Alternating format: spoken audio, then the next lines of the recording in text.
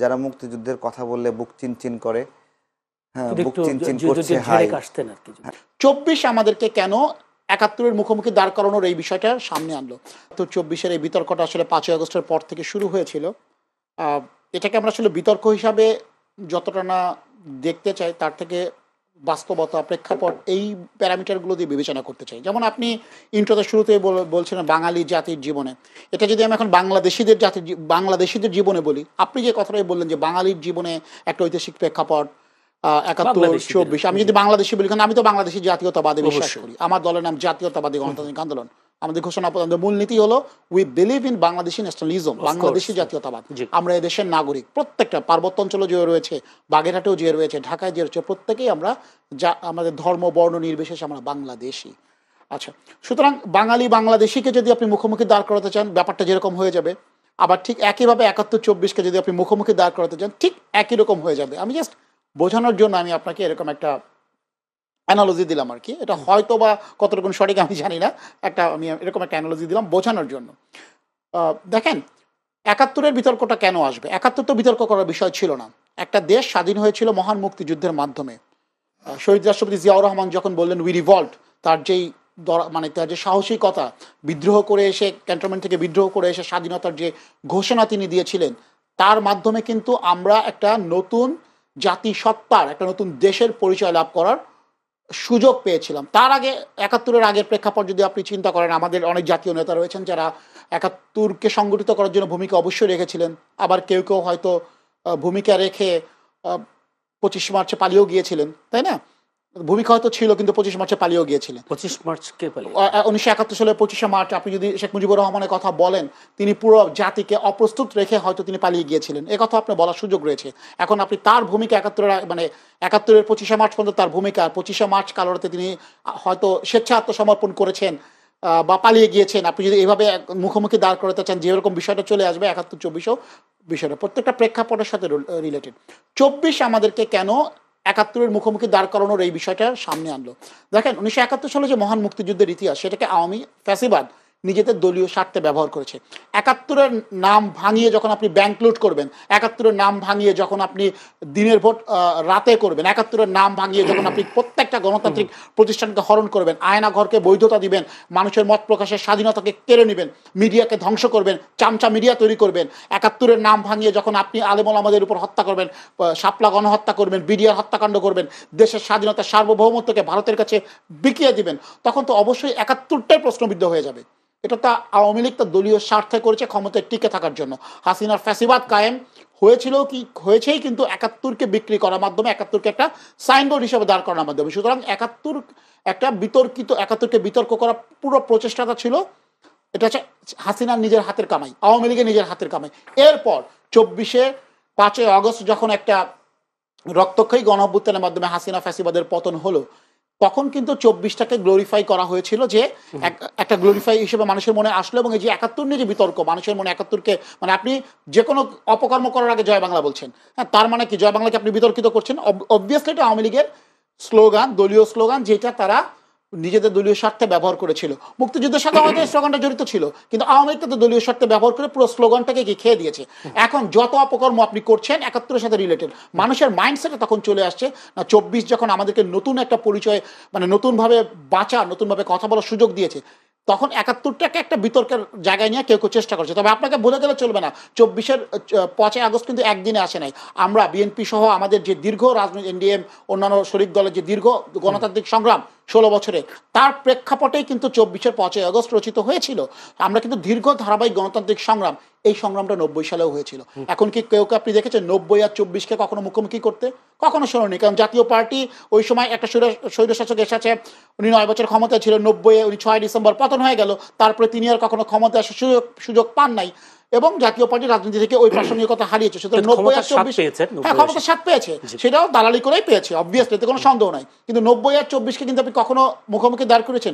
90-ও কিন্তু আমাদেরকে নতুন করে সুযোগ দিয়েছিল, আমাদেরকে যেখানে আমরা হাতছাড়া করেছি, সুযোগ হাতছাড়া করেছেন, এখানে সেটা একটা বড় প্রশ্ন। তবে দেশনেত্রী বেগম খালেদা জিয়ার বড় অবদান ছিল 90 স্বৈরাচার পতন আন্দোলনে। ধন্যবাদ। আপনার কাছে আসবো তারেক রহমান। আম জনতার সদস্য সচিব, আপনার দীর্ঘ আন্দোলন দেখলাম, তার আগে একটু প্রথম প্রশ্ন যে ৭১-২৪ নিয়ে আপনার মূল্যায়নটা একটু শুনতে চাই। জি, অনেক ধন্যবাদ। ১৯৭১ সাল এবং মুক্তিযুদ্ধ কিছু মানুষের জন্য অস্বস্তিকর, এবং মুক্তিযুদ্ধের কথা বললে অনেকের বুকে চিনচিন ব্যথা করে। তো তারা এটাকে বিভিন্নভাবে মিসগাইড করবে, এটা স্বাভাবিক। তাদের পূর্বপুরুষরা এখানে যে আত্মসমর্পণ করেছিল, ওই চিত্রটা তাদের কাছে ভালো লাগে না। ভালো লাগে না বলেই তারা ওই স্মৃতিগুলো এই গণ অভ্যুত্থানের পরে ভাঙচুরও করেছে।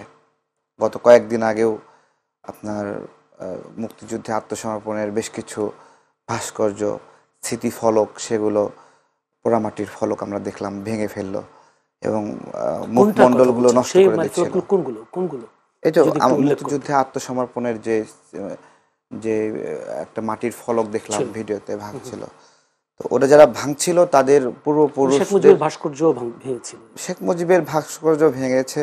শেখ মুজিবের মেয়ে অনেক কষ্ট দিয়েছে দেশের মানুষকে জুলাই গণ অভ্যুত্থানে, এটা আমরা দেখেছি। সে কারণে সেই ক্ষোভ থেকে ভেঙেছে।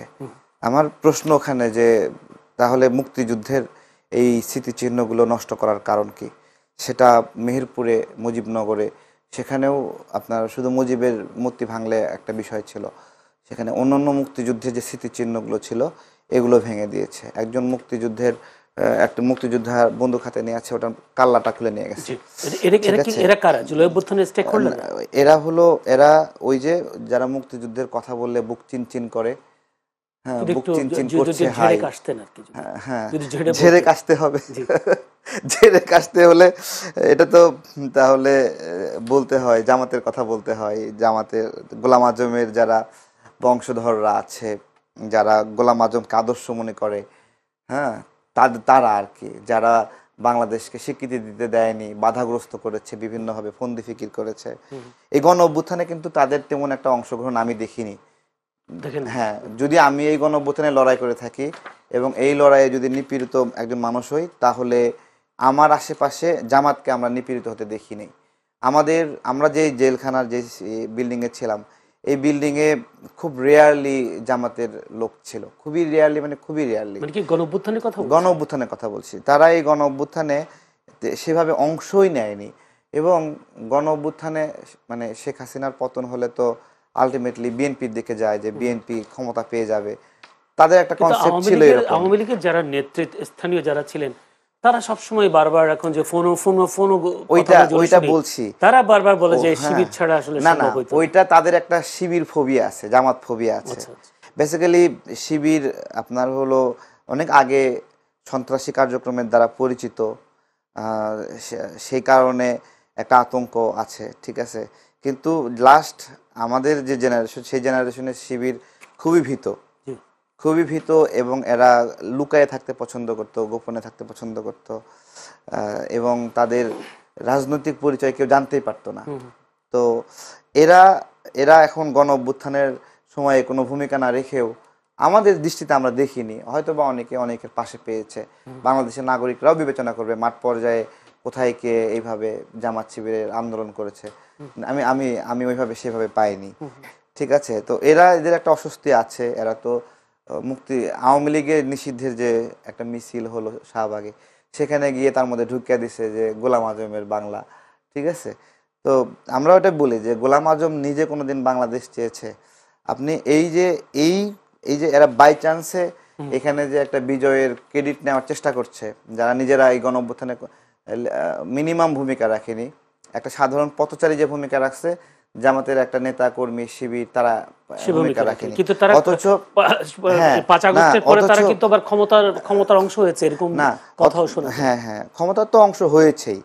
ঢাকা বিশ্ববিদ্যালয়ের ভিসি সহ বিভিন্ন প্রাতিষ্ঠানিক যে পদবিগুলো, এগুলো তো নিয়েছেই তারা নিয়েছে, এবং জনগণের ম্যান্ডেট নাই, তারপরেও তারা নিয়েছে এখানে, ঠিক আছে। এবং তাদের কথা, মুখের ভাষাগুলো, বিশ্ববিদ্যালয় যেগুলো ভোটে জিতেছে ওগুলো ম্যান্ডেট ছিল না। হ্যাঁ, আছে, যেগুলো আছে আপনার, এবং তাদের মুখের ভাষাগুলো দেখেন, যখন গোলাম পরোয়ার বক্তব্য দিচ্ছে, এমন হুঙ্কার দিচ্ছে, মনে হয় এই মুহূর্তে সে 3টা রক কেটে এখানে এসে বক্তব্য দিচ্ছে, ঠিক ঠিক আছে, মাসুদ যখন বক্তব্য দিচ্ছে মানে 2-4টা রক কেটে সে আইসা এখন মানে ঝেড়ে কাটছে।